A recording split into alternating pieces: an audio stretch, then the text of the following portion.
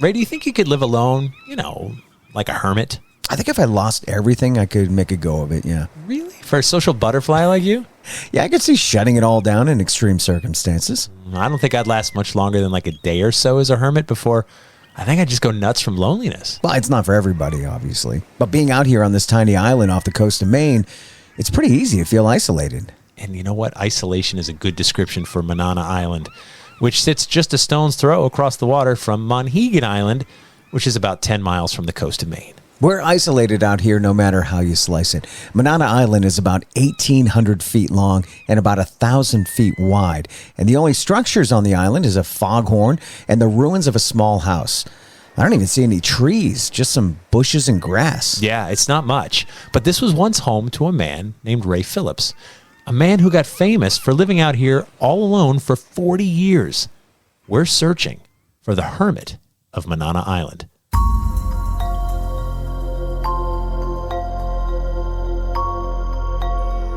Hello, I'm Jeff Belanger, and welcome to episode 300 of the New England Legends podcast. And I'm Ray Auger. 300 episodes. That's a lot, Jeff. Yeah, a lot. We thought about doing some kind of special episode or best of, but we figured every episode could be someone's first visit with your townie buddies, Jeff and Ray. So we'll do what we've done for the past 300 weeks. Explore ghosts, monsters, eccentrics, aliens, true crime, roadside oddities, and other weirdness that makes New England great. Hear, hear. Now, it's been an amazing ride so far. To those who've been with us from the start, thank you. And to everyone who joined us somewhere along the way, we're really glad you're here.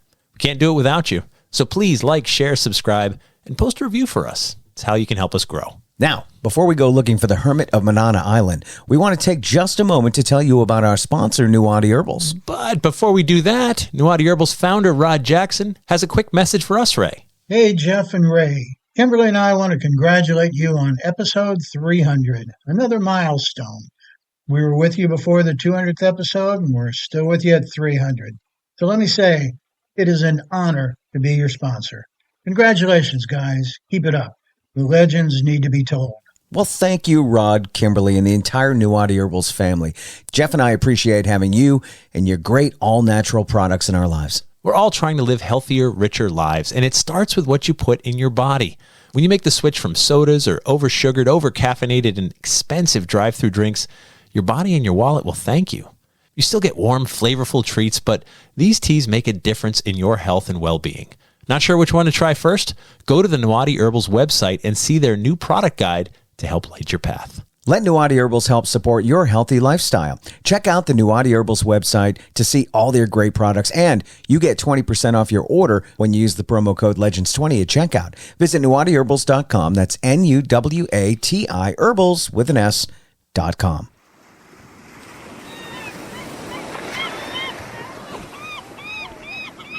So Manana Island is not just remote, and it's desolate. It's like a hump of a rock sticking out of the ocean with grasses and shrubs growing on it. As we pulled up to the island, I thought it almost looks like a turtle shell sticking out of the water. Yeah, that's a good way to put it. And today the weather's beautiful. I mean, it's a great spring day, and of course, summer's coming. But can you imagine this island in like January or February? Oh, no way. Especially if there's a storm or something. Yeah. There's absolutely no protection from the wind or the rain out here.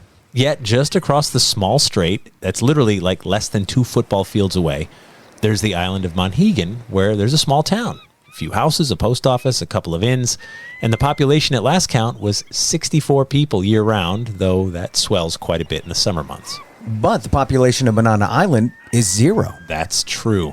But it wasn't always 0. Between 1931 and 1975, the population of Manana Island exploded to just 1.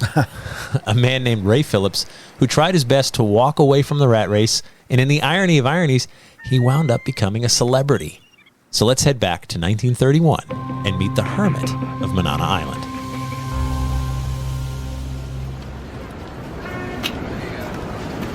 It's the spring of 1931 here in New York City, and 39-year-old Ray Phillips has had enough. He's tired of pounding the pavement, tired of the rat race, so he buys a small sloop.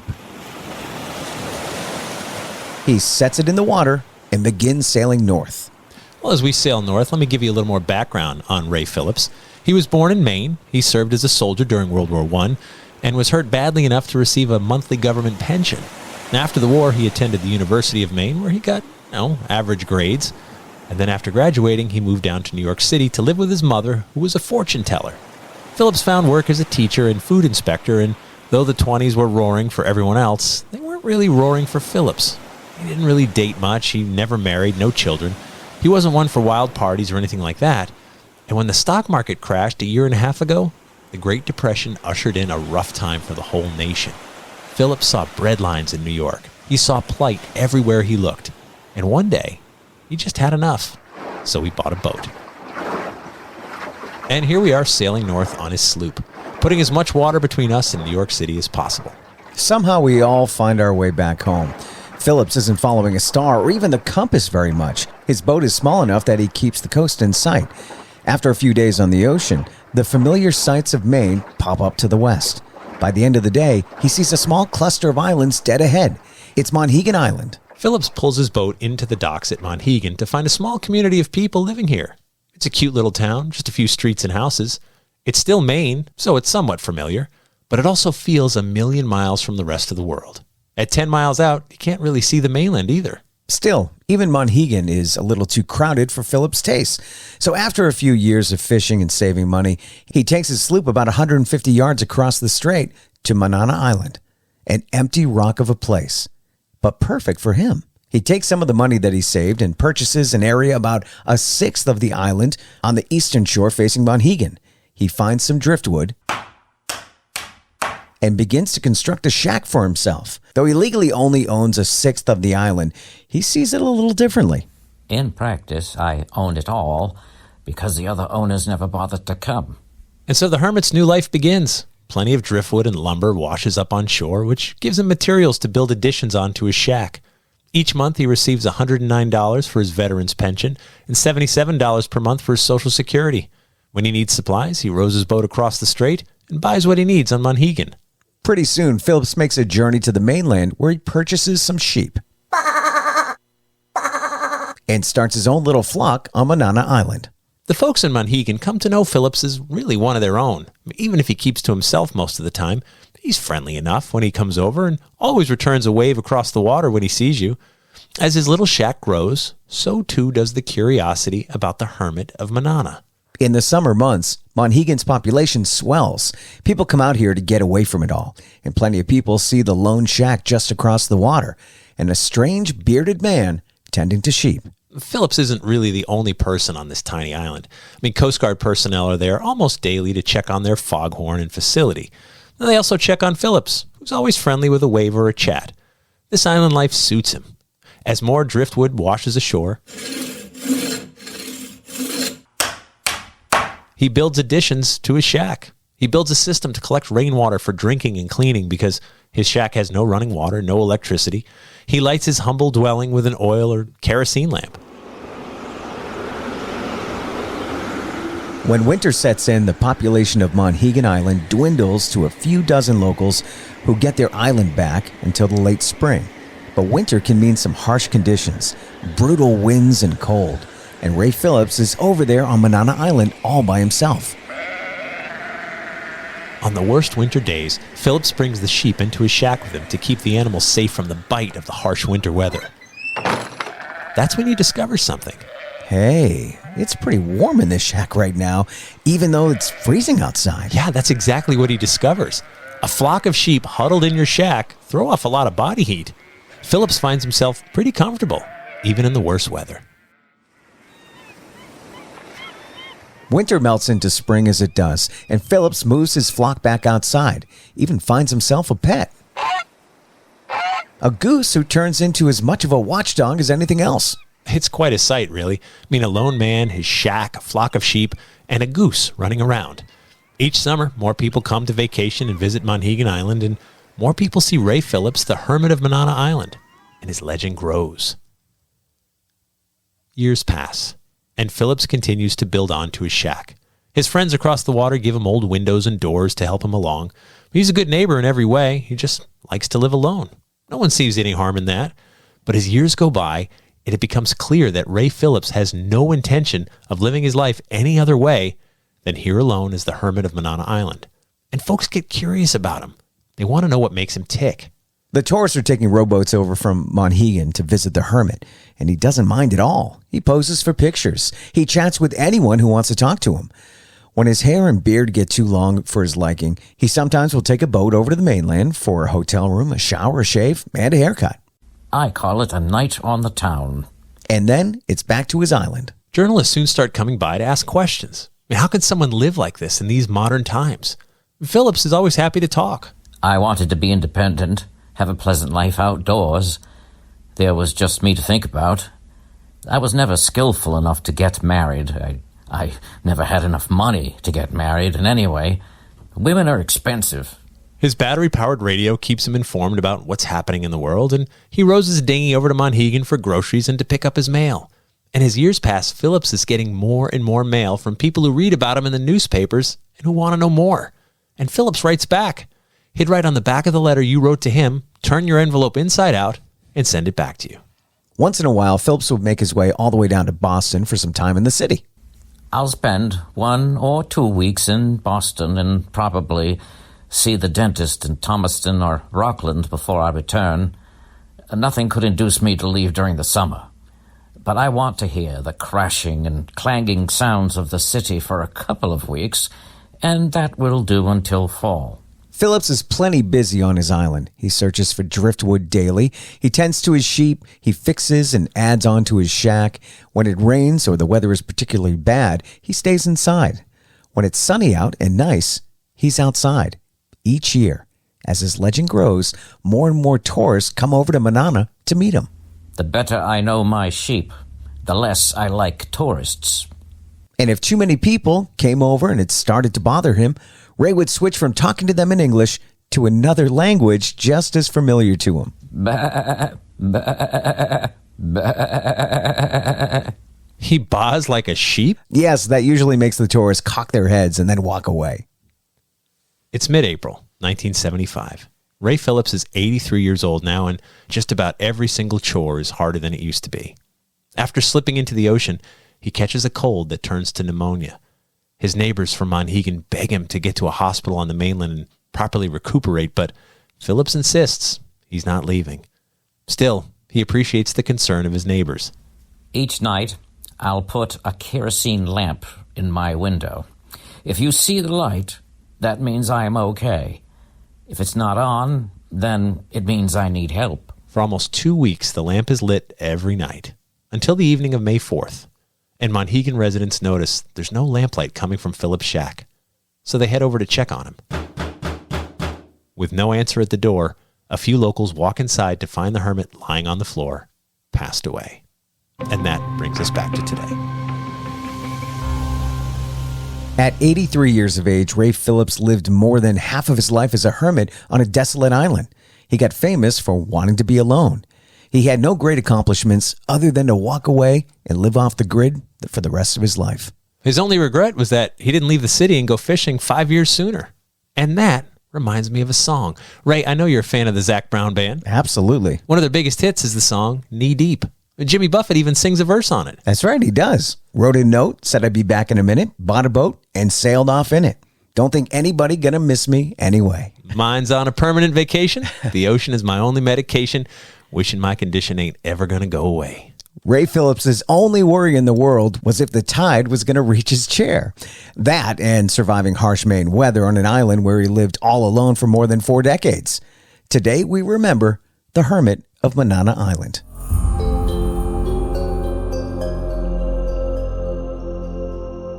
And that brings us to After the Legend, where we explore this week's story a little deeper and sometimes sail off course. After the Legend is brought to you by our Patreon patrons, a group of legendary people supporting us financially each month.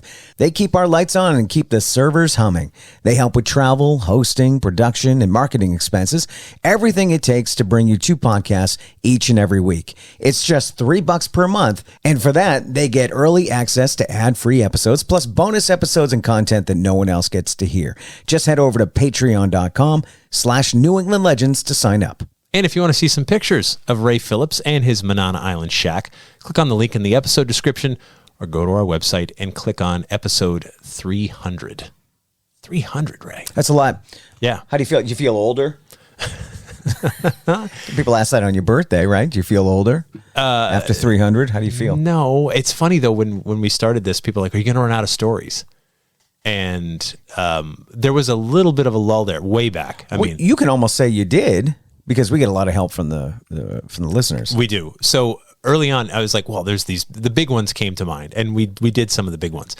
And then as time went on, I was like, oh my gosh, like we opened it up a little more to like roadside oddities and eccentrics and these vagabonds that have left a mark. And the more we did that, the more people just kept telling us, oh, have you heard about this? Have you heard about that? And it's been so helpful because we didn't grow up everywhere. Every town has a legend. Every town. Yep. I don't care. Yep. I don't care where you are.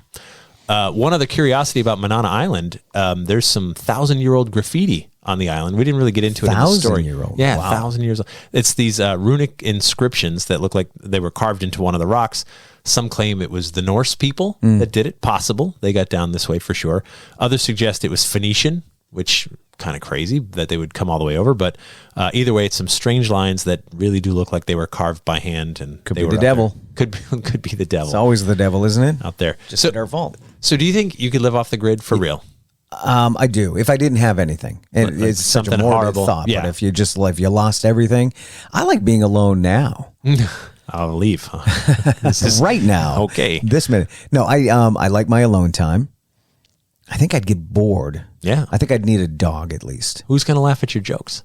Me. Oh, I'm the only one that just laughs crack at him yourself anyway. up all day, right? Yeah. I'll be the laughing man on the island. I don't know. What do you think? I know I'm a social person, and I know, But I am at the same time. I should say that. Yeah, no, I know you are. Yeah, for but sure. I have I don't know. I have my issues with crowds. Yeah, And insecurities and all that, and so I'm not one to stand in the middle of the circle and tell the story. I like being a part of the circle, Right. where I can drift back just a bit and do the Irish exit. Right. I'm big on that. So Yeah. that's a lot of detail for your simple question. No, but I get it. Yeah, okay. There's times where I enjoy my alone time as well, but I know, especially like in the winter when I don't have any events, I don't have any live programs in front of an audience, and I'm just in my office all day just working on stuff. I start to get weird. Oh, I get weird all the time. Weirder than normal. Do you talk to yourself? Oh yeah, but that's not even the weird part, right? I answer myself. That's, when I start answering, I go, "Okay, you got to get out." I talk to myself on the phone. Figure that out. How's it going, Ray? Pretty good, Ray. No, I'm with you. I get weird. You know what I do? I reenact movies, or I make up my own movie lines. Like I write scripts in my head. Hold on, just one thing at a time. Yeah. What movie are you reenacting? Oh, it could be Pick one. Tommy Boy. It could be Star Wars. It could be just lines from that. Yeah. Yeah. Like, how far do you go with it? Like, I still like running around the house with a fake gun with my two fingers and playing like Magnum PI. Sure. Yeah. I'm scaring the heck out of you, aren't I? No, I think it's great. And then I'll work on accents. I don't know why. Like I'm not an actor or a comedian, but I'll just work on an accent for 10 minutes. I'll pick a line and just go over and over and over again. And then I think, what if my kids like skip school and they're in their rooms, like scared? That would scare them because they would crawl in the closet like Dad has gone nuts. Dad's lost it. I think we're unpacking some stuff here. Yeah. Well, somebody is listening. Alexa's listening. Somebody's listening. Sure. So I don't know. Yeah. There's going to be Truman Show type video of us doing weird things someday. Yeah. No, but I get it though. I really do. Like, and I think as a creative person, like that stuff's got to come out.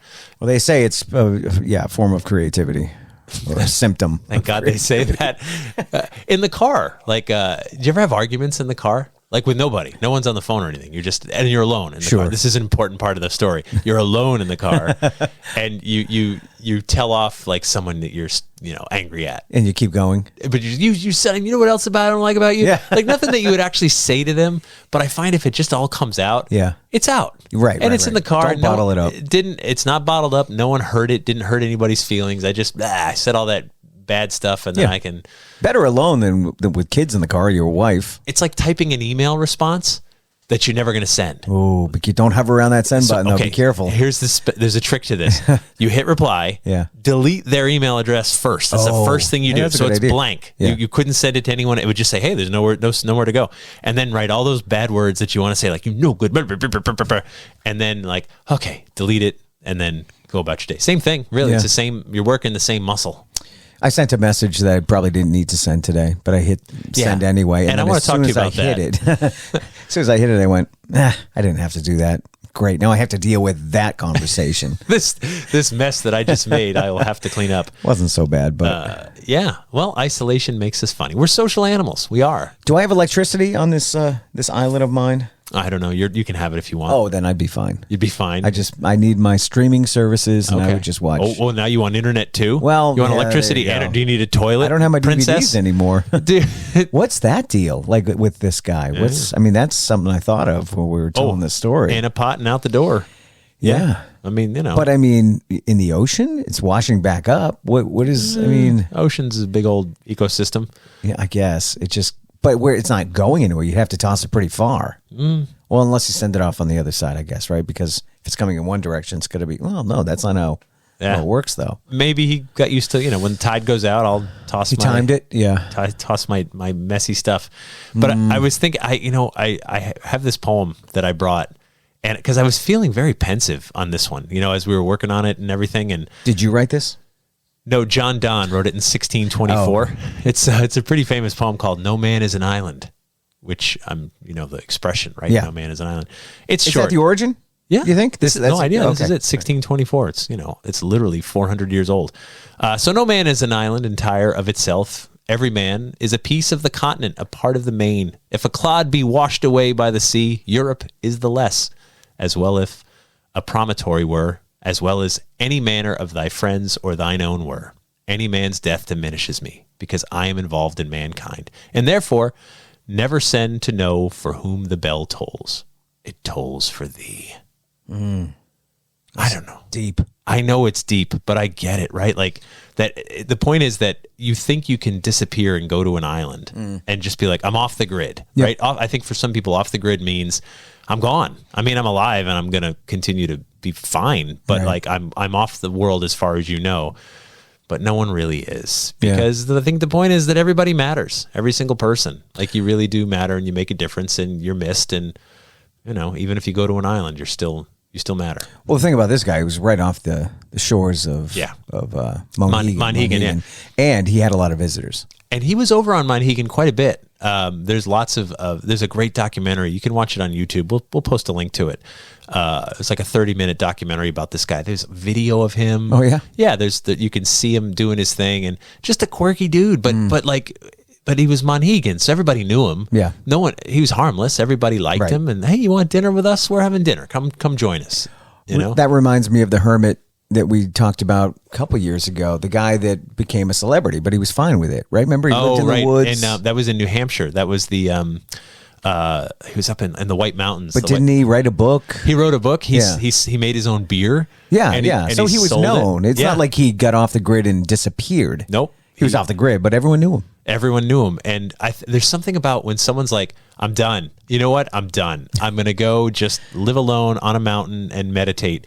That part of us is like, we're jealous. We're appalled too. We're appalled. Like, you should work. You should have a job. You should contribute. You should do something. And then part of us is like, you lucky son of a gun, right? And you want to know, like, what makes you tick? Why did you do this? What made you decide to do this? And how do you get by day to day? Yeah. Just being up here all by yourself.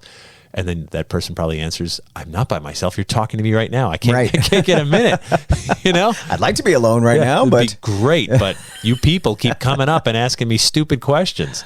I like how he would baa like a sheep when he just wanted to end a conversation. Right. Which I bet I'm going to try that next time I'm stuck somewhere and someone's just like, oh yeah, what do you do? And where'd you try this restaurant? People will walk away. Okay, that's a slow backward walk, right? And you go, well, shoot, that was easy. Should have thought of that long ago.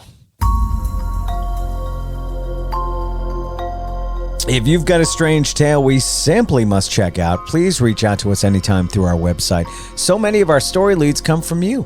Please keep them coming. Also, subscribe to our podcast wherever you get your podcasts because it's free. And it helps when you post a review for us and share our episodes with your friends on social media or tell them about us. It's how we grow. We'd like to thank Michael Legge for lending his voice acting talents this week. Thank you to our sponsor, Nuati Herbals. Thank you to our Patreon patrons. And our theme music is by John Judd. Until next time, remember, the bizarre is closer than you think.